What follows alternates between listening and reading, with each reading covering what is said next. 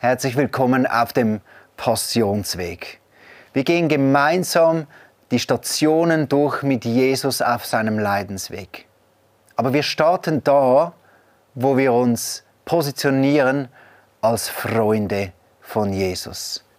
Jesus sagte nämlich, ich nenne euch nicht mehr Diener, weil ein Herr seine Diener nicht ins Vertrauen zieht. Ihr seid jetzt meine Freunde und Freundinnen. Denn ich habe euch alles gesagt, was ich von meinem Vater gehört habe.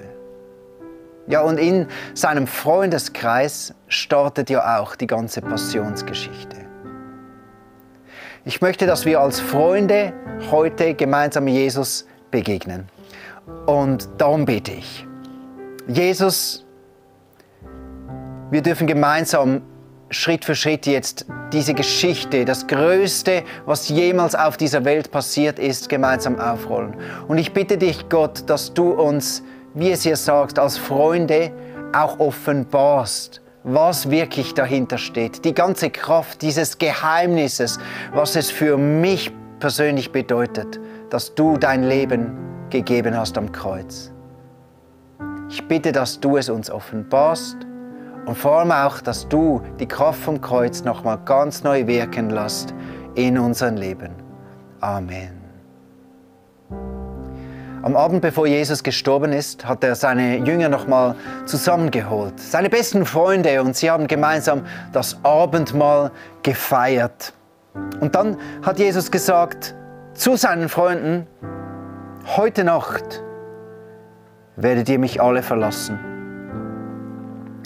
Denn in der Schrift steht, Gott wird den Hirten schlagen und die Schafe der Herde werden zerstreut werden. Doch wenn ich von den Toten auferstanden bin, werde ich euch nach Galiläa vorausgehen und euch dort treffen. Petrus, einer seiner besten Freunde, er konnte das so nicht stehen lassen. Jesus, du sagst, ich soll dich verlassen? Ich? Niemals. Jesus, so etwas tue ich niemals. Und Jesus hat Petrus leider sagen müssen, noch bevor das der Hahn kräht, wirst du mich 3-mal verleugnen. Petrus konnte das nicht fassen, dass Jesus so etwas sagt. Dann ist Jesus mit den Jüngern rausgegangen in den Garten Gethsemane und dort hat er sie gebeten, es ist Zeit fürs Gebet. Betet mit mir. Und er ging selber auch beten. Und er betete, Vater, bitte lass diesen bitteren Kelch an mir vorbeigehen. Doch nicht mein Wille geschehe, sondern dein Wille, Vater, soll geschehen. Amen.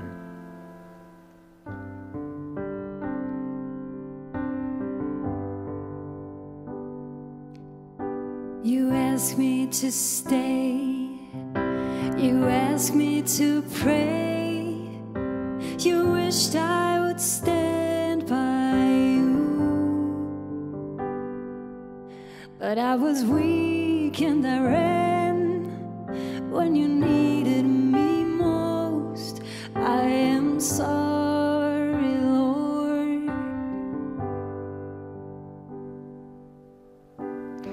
Dann kehrte Jesus zu den Jüngern zurück und sah, dass sie eingeschlafen waren. Und er sagte zu Petrus, konntet ihr nicht wenigstens eine Stunde mit mir wach bleiben? Bleibt wach und betet, sonst wird euch die Versuchung überwältigen. Denn der Geist ist zwar willig, aber der Körper ist schwach. Wie oft geht es uns als Freunde so? Wir möchten gute Freunde von Jesus sein, aber da ist auch viel Schwachheit in unserer Freundschaft zu Jesus. Und wir wünschten uns oft, wir wären die besseren Freunde. Und da passiert diese Geschichte, da startet diese ganze Passionsgeschichte. In einem Drama, das davon erzählt, dass die Menschen oft nicht so gute Freunde für Jesus sind, wie er ein guter Freund ist für uns.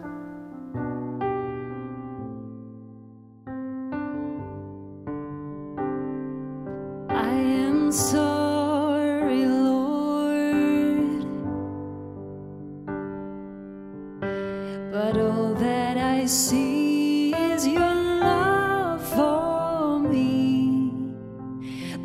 weight of my sin swept away by your ocean, your unending ocean of love. The more that I seek, the deeper it goes. The further I reach, the closer you come. Your heart is like an ocean of love. Petrus war sicher in diesem Moment voller Scham, denn er ist erneut eingeschlafen, obwohl Jesus ihn so krass gebeten hat, wach zu bleiben mit ihm. Und dann kam ein weiterer Freund von Jesus, Judas.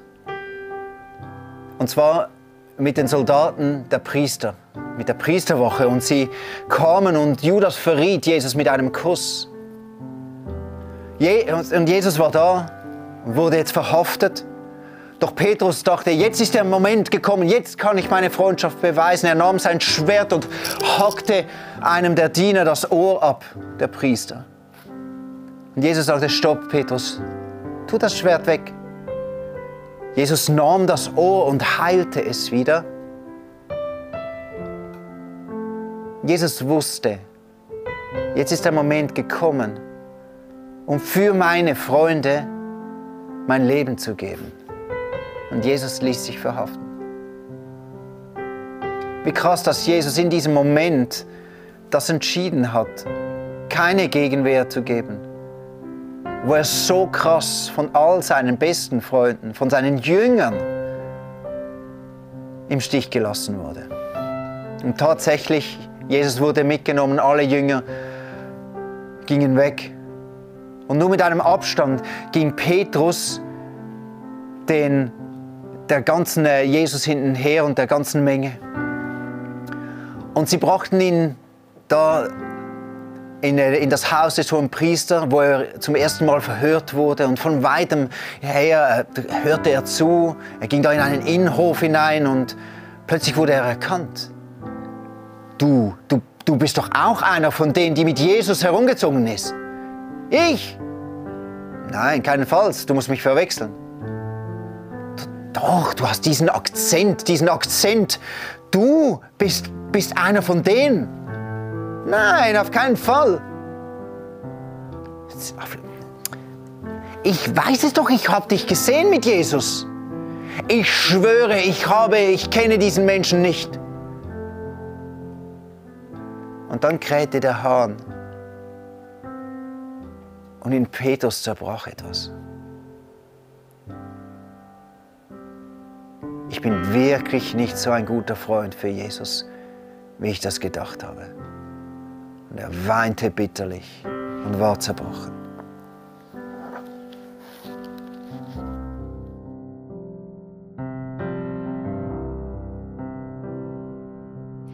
I denied you 3 times, and you reply in return.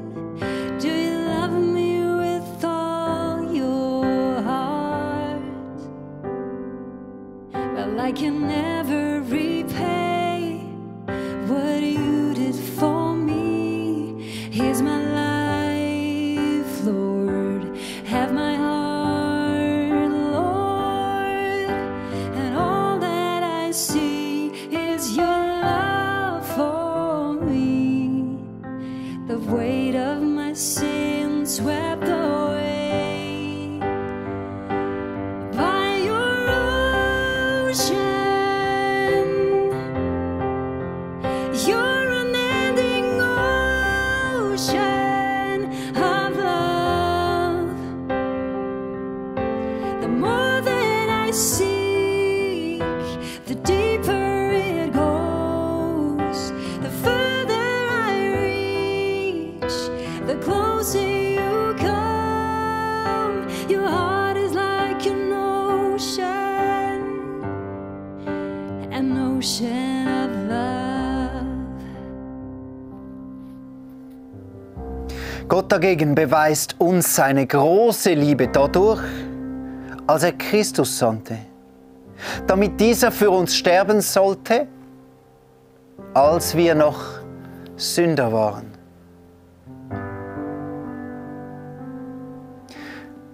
Liebe Freunde, wenn wir in die Passionsgeschichte gehen und wir schauen hin, wie Jesus verurteilt wird, zu Unrecht angeklagt.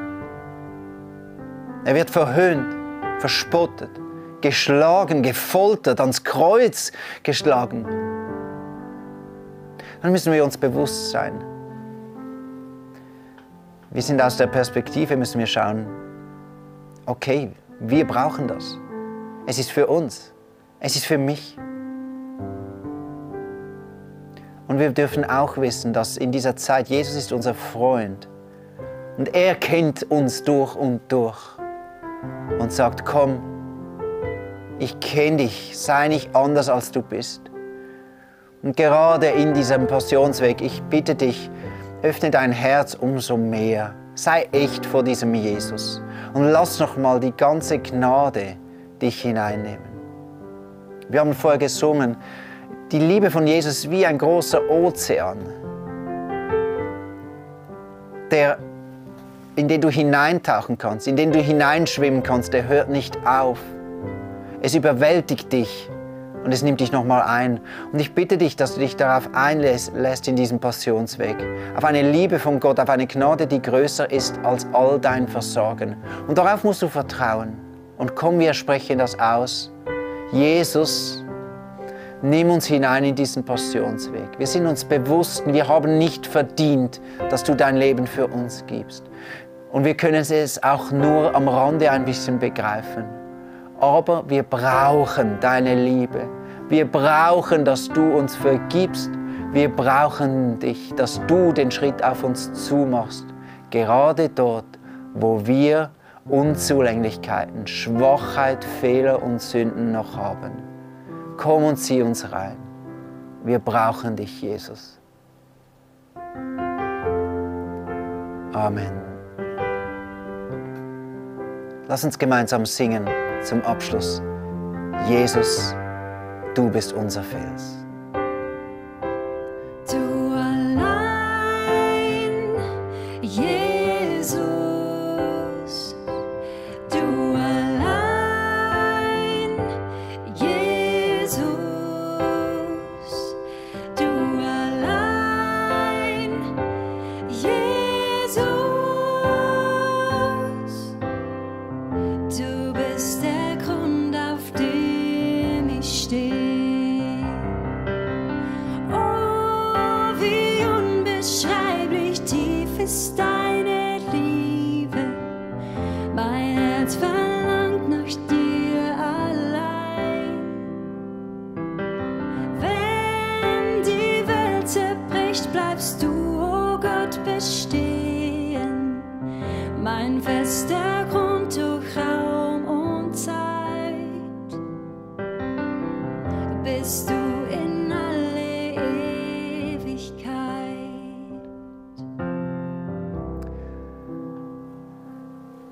Amen. Danke, Jesus, stehen wir bei dir auf festem Grund. Und du machst diesen Unterschied in unserem Leben. Amen. Wir sehen uns morgen früh für den zweiten Teil des Passionswegs. Bis dann.